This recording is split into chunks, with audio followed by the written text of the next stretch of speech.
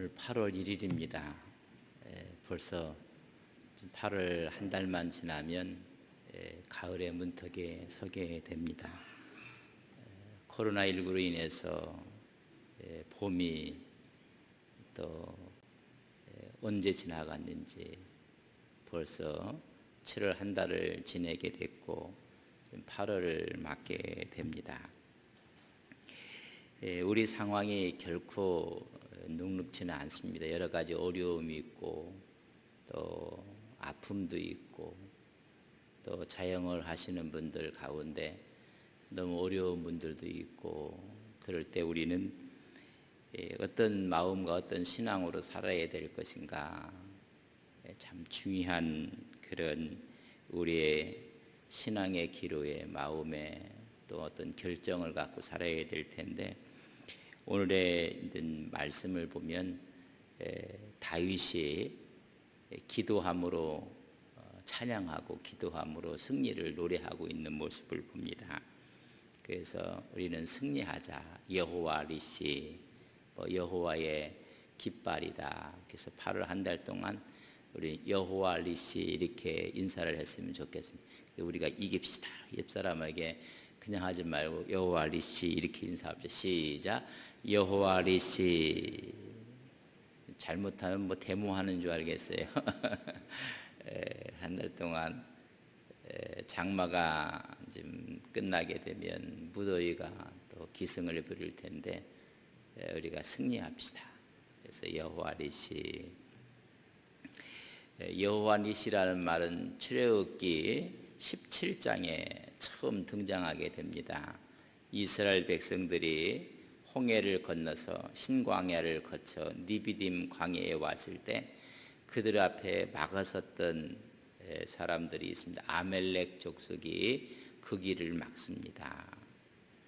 그래서 전쟁이 벌어지게 됩니다. 430년 동안 종살이했던 이스라엘 백성들이 무슨 전투 경험이 있겠습니까? 뭐가 있겠습니까? 그저 열심히 하라면 벽돌이나 잘 만들고 시키는 일은 잘하실 텐데 이제는 싸움을 주도적으로 해야 되는 것인 전쟁을.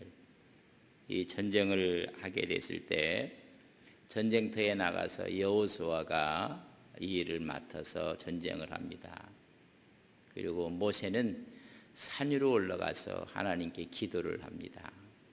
기도의 손이 올라갔을 때는 여호수아와 이스라엘이 이기고 기도의 손이 내려오니 아멜렉이 승승하는 것입니다. 그래서 모세가 손을 들어 기도하고 그 손이 너무 피곤하니까 아론과 우리 옆에서 보조하면서 함께 기도를 합니다.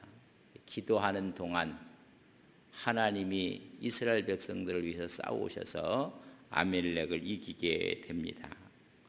아마 이것이 첫 중보 기도의 모습인 것 같아요. 모세가 손을 들고 그 옆에서 아론과 홀이 그걸 손을 붙잡고, 여러분 손만 붙잡고 있겠습니까? 모세가 기도하니까 함께 여러분 기도한 것입니다. 중보 기도의 능력이 얼마나 큰 것을 깨닫게도 해주는. 그래서 승리하고 나서 거기다 제단을 쌓습니다. 그래서 하나님께 여호와 리시라, 하나님의 깃발이라, 그런 뜻입니다. 기도함으로 그 전쟁을 승리하게 됩니다. 전쟁의 승패는 사람의 손에 달려 있는 것이 아니라 하나님의 손에 달려 있다는 것을 보여주고 있습니다. 여러분, 우리의 능력에 있는 것이 아니라 하나님의 역사하심에 있다. 또 한 가지는 전쟁터만 중요한 게 아니라 더 중요한 것은 기도의 자리다.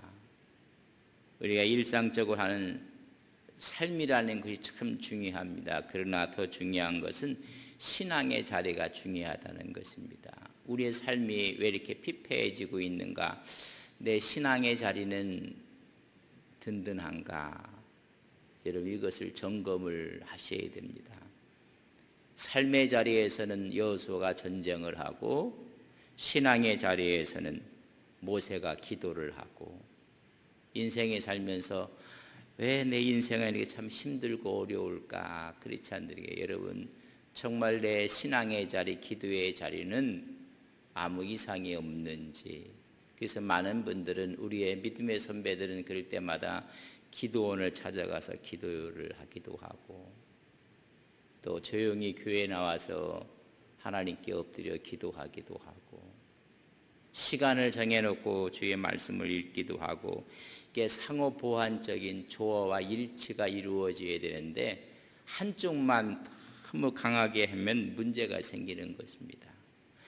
우리가 기도하고 신앙의 부분을 강하게 했으면 그에 걸맞게 우리 신앙의 삶의 영역에서도 강한 힘이 나타나야 된다는 것입니다.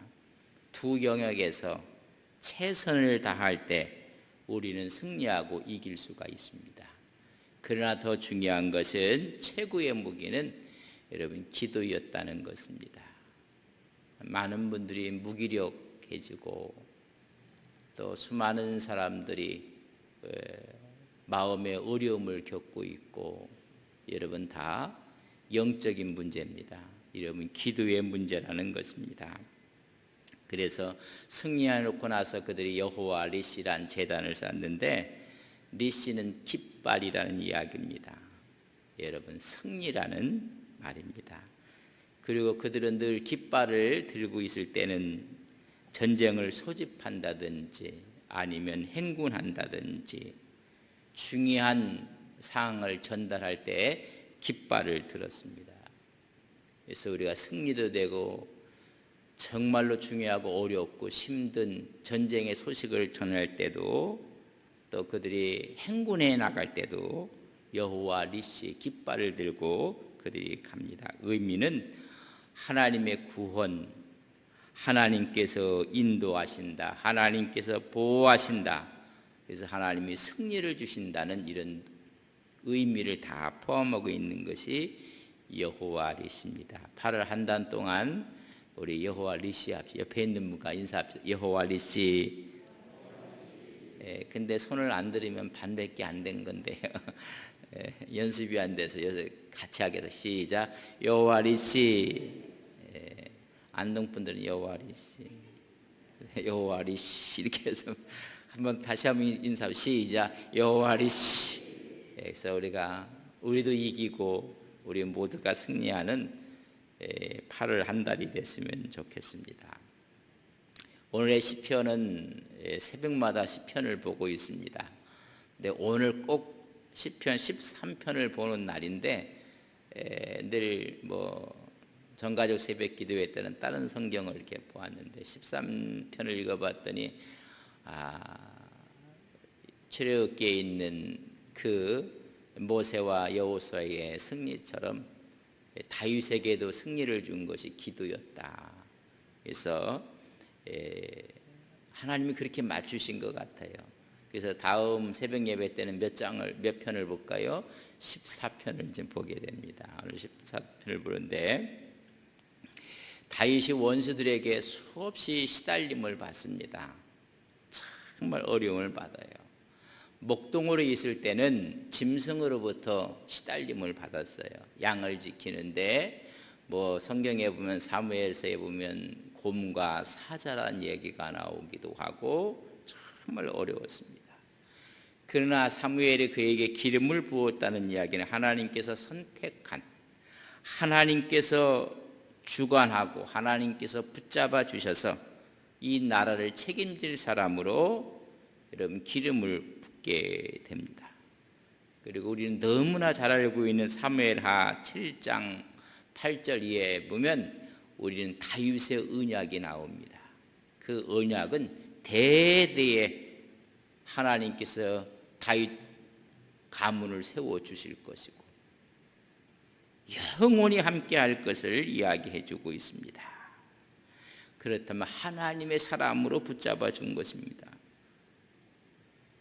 그때부터는 평탄한 길이 열려져야 되는데 그 이후로부터는 어렵고 힘든 고난의 길이 다윗에게 주어집니다. 오히려 골리앗을 물리친 것 때문에 사울로부터 너무나 많은 고통을 당합니다.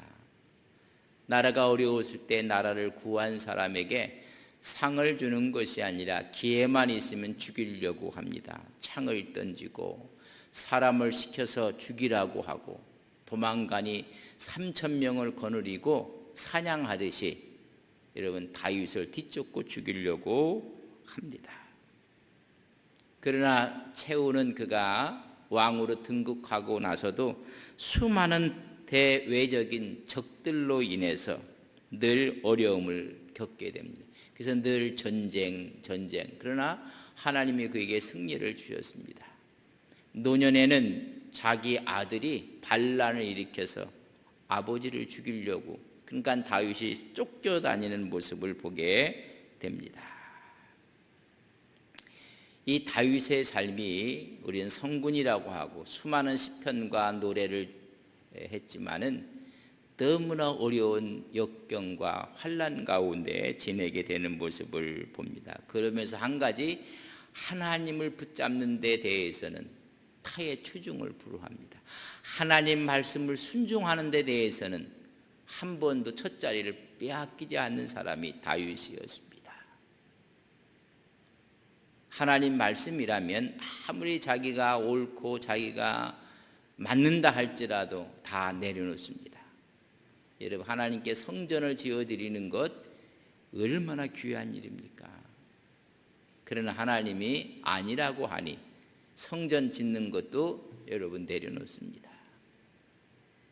내 다음 때가 아들이 이전을 지을 거니까 아들이 지을 수 있도록 모든 것을 준비하고 여러분 아무것도 하지 않습니다. 주의 영이 떠나지 않기를 그렇게 기도했던 사람이 다윗입니다. 철저한 하나님 중심적인 사람입니다.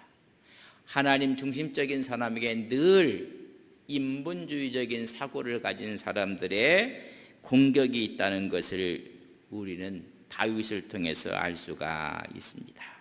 그래서 늘 그에게 위기와 또 늘 전쟁의 연속이었습니다. 이런 어려움이 있을 때마다 여러분 고통 가운데서 하나님께 호소했던 사람이 다윗입니다. 그래서 다윗의 시를 보면 비탄시가 참 많이 있어요. 근데 그 비탄시를 보면은 여러분 3요소가 나와요. 어느 시든지. 첫째는 뭐냐면 환경이 너무 힘든 환경이 나와요. 그리고 환경 가운데 절규하고 호소하고 그래요. 고통 중에. 두 번째는 거는 그때 굳굳하게 절망하지 않고 하나님을 붙잡고 기도해요. 하나님을 기도해요. 셋째는 뭐냐면 아직 기도만 했지 승리는 안 했어요. 그러나 승리한 것으로 믿고 하나님에게 고통 가운데 찬양을 드려요. 이런 모든 것이 이루어져서가 아니라 이루어질 것을 믿고 선취적으로 찬양을 드려요. 우리는 기도해놓고도 근심하고 걱정하고 어떻게 될까? 하나님께서 함께 할 것입니다. 믿습니다 해놓고 눈 뜨면 아이고 또 문제가 또 기도했으면 그것이 선취적으로 이루어진 것으로 믿고 하나님께 찬양을 해요. 고통 가운데 어려움 가운데 그게 믿음이에요. 믿음은 바라는 것들의 실상이요 보지 못하는 것들의 증거니라. 기도했으면 그렇게 이루어질 것을 믿고 찬양을 드려요. 오늘 이 시편에 있는 13편도 바로 그런 상황인데 이 시편은 다윗이 사울에게 쫓기는 방랑 생활을 해요. 쫓기는 생활을 하는데 그것이 10년의 기간이 됩니다. 10년. 여러분 10년을 사울의 칼날 앞에 여러분 이리 쫓기고 저리 쫓고 하는 방랑하는 그런 중에 지칠 대로 지쳐버렸어요. 지칠 때 너무 힘들어요. 그때 이 시를 썼을 것이라 라고 이야기를 합니다. 우리는 너무나 지금 지쳐 있어요. 그래도 우리나라 사람들은 참 잘 견디고 있는 거예요. 마스크 쓰라면 다 쓰고 저짝 물 건너 사람들은 쓰는 것도 자유요 벗는 것도 자유라고 하니 이게 뭐 너무 지쳐 있고 그러니까 막 젊음을 막 발산하고 뭐 그런 거 아니겠습니까? 올해 있는 이 상황이라는 것이 10년 동안 쫓기고 또 쫓기는 이 다윗이 영혼이 지칠 대로 다 지쳐버렸어요. 그러니까 하나님께 이야기합니다. 어느 때까지입니까? 어느 때까지 이 상황이 어느 때까지입니까? 라고 이야기해요. 여호와여 어느 때까지 이렇게 나를 잊고 있습니까? 하나님이 어느 때까지 얼굴을 숨기시려고 합니까? 내일은 번민과 근심이 어느 때까지입니까? 내 원수들이 나를 치며 저들이 자랑하기를 어느 때까지 이렇게 해야 됩니까? 코로나가 어느 때까지입니까? 우리의 이런 고통과 아픔은 어느 때까지 이렇게 돼야 됩니까? 이 상황에 대한 모습을 이야기를 하고 있습니다.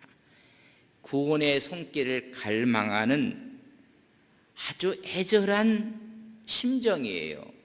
뭐 어느 때까지 신앙이 없어서 하는 말이 아니라 뭐 가슴 속에서 하나님에 대한 울부짖음을 그렇게 표현을 합니다. 하나님 어느 때까지 나를 잊으시겠습니까? 이렇게 내가 10년을 쫓겨다니고 있습니다. 이거 어느 때까지 해야 됩니까? 하나님의 얼굴을 어느 때까지 숨기시겠습니까? 하나님의 도움의 손길을 가고 번민과 근심이 내게 어느 때까지 이게 가야 됩니까? 많은 한 분들이 어느 때까지 코로나가 올 가을 겨울 들으면서 제2차 대유행이 될 것이다. 내년까지 갈 것이다. 평생 함께 갈 것이다. 이런 이야기를 해요. 또 개인적으로 아픔, 고통, 또 자영을 하시는 분들의 어려움, 이게 어느 때까지 인간의 관계도 마저로 이야기합니다. 하나님의 은총을 간구하고 있는 모습을 봐요. 언제까지 거만한 자를 제가 봐야 합니까? 이 상황에 대한 이야기를 하면서 3절과 4절에 보면 내 하나님의 나를 생각하사 내 기도를 응답하여 달라고 이야기합니다. 나의 영안을 열어 달라고 이야기를 합니다. 간절한 기도입니다. 우리가 세상에 보는 그 너머에 하나님의 믿음의 눈을 달라고 기도하고 있는 모습을 볼 수가 있습니다. 하나님의 구원 역사를 보게 하옵소서. 하나님의 살아계심을 깨닫게 하시고 우리의 기력을 회복해 달라고 이야기를 해주고 있습니다. 그러면서 내가 두렵습니다. 두려운 것이 뭐냐면 사망의 잠을 잘까 봐 두렵습니다. 이 말은 뭐냐면 기도하지 않고 나도 하나님이 없다고 하고 영적으로 이 사망의 잠을 잘까 봐 두렵다는 거예요. 이런 환난과 역경 가운데 내가 하나님께 기도하고 있는데 이 기도가 힘을 잃을까 봐 두렵습니다. 여러분, 영적인 쇠퇴, 영적인 죽음을 하나님과의 단절이 두렵다는 거예요. 내가 쫓겨다니는 것이 두려운 것이 아니라 하나님과 나 사이의 관계가 단절될까 봐 두렵습니다. 여러분, 우리는 여러 가지 현상을 두려워해요. 아니, 그것 때문에 내 신앙이 약해질까 봐, 내 신앙이 없어질까 봐, 내가 사망의 잠을 잘까 봐 두렵습니다. 여러분, 이게 다윗이에요. 두려움이 얼마나 많이 있겠습니까? 그래서 그러니 사망의 잠을 잘까 봐 두렵습니다. 내가 이렇게 사망의 잠을 자고 기도를 하지 않아서 원수가 이겼다고 말할까 봐 두렵습니다. 하나님의 영광이 떨어질까 봐 두렵습니다. 어찌 불의한 자가 승리해서 하나님의 영광을 가릴 수가 있겠습니까? 그것이 두렵습니다. 자기의 죽음이 두려운 것이 아니라 또 하나 두려운 것은 오히려 대적들이 승리해서 그것을 기뻐할까 봐 두렵습니다. 그러니까 이 세상에 하나님의 공의가 무너져 나가고 불의한 자가 득세를 해서 그들이 오히려 승리했다고 기뻐할까 봐 두렵습니다 라고 이야기를 하는 것이 1절에서 4절까지, 우리 1절에서 4절까지 저랑 같이 한번 읽겠습니다. 1절에서 4절입니다. 같이 읽겠습니다. 여호와여, 어느 때까지이니까 나를 영원히 잊으시나이까? 주의 얼굴을 나에게서 어느 때까지 숨기시겠나이까? 나의 영혼이 번민하고 종일토록 마음에 근심하기를 어느 때까지 하오며 내 원수가 나를 치며 자랑하기를 어느 때까지 하리이까? 여호와여, 내 하나님이여, 나를 생각하사 응답하시고 나의 눈을 밝히소서. 두렵건대 내가 사망의 잠을 잘까 하오며 두렵건대 나의 원수가 이르기를 내가 그를 이겼다 할까 하오며 내가 흔들릴 때에 나의 대적이 기뻐할까 두려워하나이다 라고 지금 이야기를 해주고 있습니다. 이렇게 하나님께 기도하고 나서는 하나님이 주실 것을 믿고, 지금 상황은 변한 게 하나도 없어요. 기도했으니까 하나님이 주실 걸 믿고 찬양하고 10년 동안 믿음을 지킨 거예요. 뭐 다 이것이 극복돼서 찬양한 것이 아니라, 여러분, 그 방황의 시간이 10년이에요. 그러니까 10년 동안 기도할 때마다 이미 이루어질 것을 믿고 하나님께 찬양했어요. 그 다음에도 이루어지지 않았어도 이루어질 것을 믿고 또 찬양하는 거예요. 3년이 됐을 때도 아직이, 그러나 이루어질 것을 믿고 찬양한 거예요. 이게 다윗의 신앙이에요. 다 이루어졌기 때문에가 아니라 그럼에도 불구하고 하나님께 찬양했기 때문에 선취적으로 이루어질 것을 확신하고 하나님을 찬양하는 거예요. 그러니까 이 제단을 나갈 때마다 여러분 어떻게 하고 나가셔야 돼요? 찬양하고 나가셔야 돼요. 그렇다고 해서 오늘 아픈 것이 나은 건 아니에요. 그러나 하나님께서 여호와 나파 되실 것을 믿고 찬양하며 나가는 거예요. 이 기간이 다윗에게 10년 기간이었어요. 10년. 오늘 5절 6절에 찬양합니다. 나는 오직 주의 사랑에 의지하여 싸우니 나의 마음은 주의 구원을 기뻐하나이다. 세상에 여러분 5절과 6절에 보면 이런 말씀으로 찬양하고 있는 거예요. 내가 여호와를 찬양할 것입니다. 내가 기뻐할 것입니다 라고 이야기를 해주고 있는 모습을 볼 수 있습니다. 내가 여호와를 찬송하리니 이는 주께서 내게 이미 은덕을 베푸심입니다. 여러분, 기도하고 이루어진 건 하나도 없어요. 하나도 없어요. 그러나 기도가 현실이 될 것을 믿고 하나님께 내가 기뻐하며 하나님을 찬양하리이다.